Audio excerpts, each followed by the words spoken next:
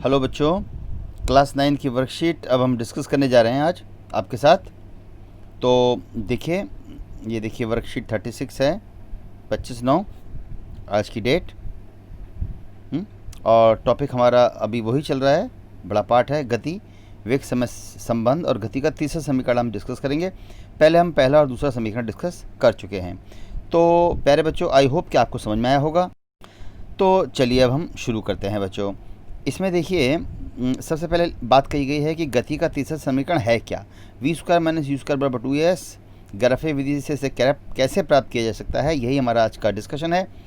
तो बच्चों आगे लिखा हुआ है कि जैसे कि हम जानते हैं, जब कोई वस्तु सीधी रेखा में एक समान त्वरण से चलती है तो एक निश्चित समय अंतराल में निश्चित दूरी तय करती है। ठीक, अब मुख्य बात ज़रा हम देख लेते हैं। यहाँ लिखा हुआ है, देखिए मुख्य बात जो लिखी है, देखिए क्या मुख्य बात है बच्चों।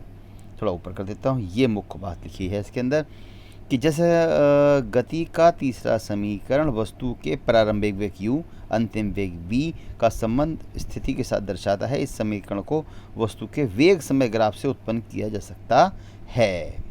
तो बच्चों बिना देर किए हम फटाफट आ जाते हैं इस टॉपिक की तरफ। तो देखिए, ये हमारा हेडिंग लिखा हुआ है कि ग्राफीय विधि द्वारा वेग एवं स्थिति के बीच समय स्थापित करना, यानी कि तीसरा समीकरण उत्पन्न करना।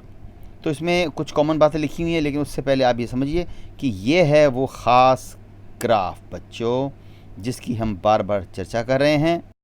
तो मैं आपको बता रहा था कि ये है वो ख़ास ग्राफ, इसे बोलते हैं वेग समय ग्राफ। और यही वो ग्राफ है बच्चों जिससे गति के तीनों समीकरण का निरूपण हो जाता है, व्यंजक स्थापित हो जाता है। इसमें इधर लिया जाता है वेग, इधर लिया जाता है समय, इसे बोलते हैं वेग समय ग्राफ। अगर आपको याद हो, इसी से हमने प्रथम समीकरण उत्पन्न किया था, इसी से दूसरा समीकरण उत्पन्न किया था बच्चों, और इसी ग्राफ से अब हम आज तीसरा समीकरण उत्पन्न करने जा रहे हैं। तो सबसे पहले आप सोल्यूशन के लिए ये वाला ग्राफ बना देंगे। उसके बाद कुछ बातें यहाँ पर लिखी हैं कॉमन, जो पहले मैं आपको बता चुका हूँ। अगर आप नहीं भी लिखेंगे तो चलेगा, सीधे आप जो येलो कलर से हाईलाइट किया है वहाँ से शुरू करेंगे बात को। देखिए किस टाइप से आप करेंगे बच्चों। तो देखिए, हम जानते हैं कि वस्तु के द्वारा तय की गई दूरी वेग समय ग्राफ में किसके बराबर होती है। किसके बराबर होती है बच्चों? तो हम जानते हैं कि वस्तु के द्वारा तय की गई दूरी वेग समय ग्राफ के क्षेत्रफल के बराबर होती है। पहले भी ये बात दो बार चुकी है। तो बच्चों इस प्रकार तय की गई दूरी OABC का क्षेत्रफल, OABC एक ट्रेपीजियम है। अगर आप ध्यान देंगे तो ट्रेपीजियम समलंब चतुर्भुज जो होता है, जिसमें 1/2 sum of the parallel side into perpendicular distance. तो u + v इंटू यहाँ पर देखिए ये ऐसे हो गया, और प्रथम समीकरण से t की वैल्यू डाल दी हमने, और u + v और u - v ये हो गया v² - u²।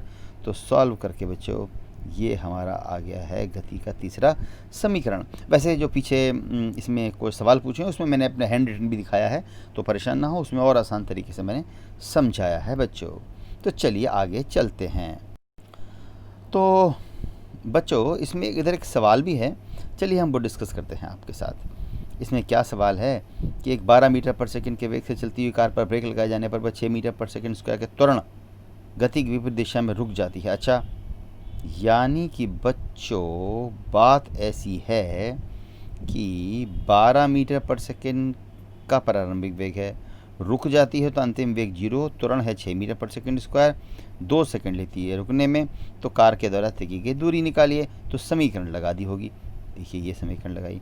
पहले इन्होंने बोला है क्या आपसे, इन्होंने बोला है क्या बोला है बच्चों। इसमें सबसे पहले देखिए इन्होंने दिया है प्रारंभिक वेग u 12, अंतिम वेग 0, समय 2 सेकेंड, त्वरण जो कि मंदन है -6, दूरी पूछी है। लगाया उन्होंने फटाफट गति का मेन तीसरा समीकरण, जो हमारा आज का टॉपिक है। तीसरा समीकरण, v की वैल्यू डाली 0, u की वैल्यू डाली 12, 2 ऐसे लिख दिया, a की वैल्यू -6। तो सॉल्व किया बच्चों हमने।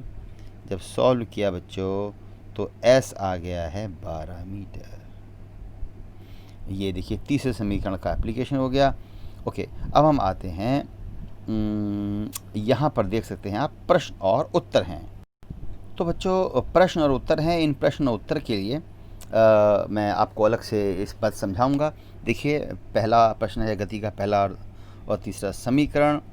उसके बाद वो लिख दूंगा मैं, गति के तीसरे समीकरण से वेग समय ग्राफ को तीसरे समीकरण को वेग समय ग्राफ से व्युत्पन्न कीजिए, जैसे ऊपर बताया था, और ये न्यूमेरिकल है बच्चों। तो चलिए हम करते हैं इन प्रश्नों के हल। तो बच्चों आपके सामने ये हल हैं। देखिए वर्कशीट 36 में आप देख सकते हैं कि पहला और तीसरा समीकरण आपसे पूछा है।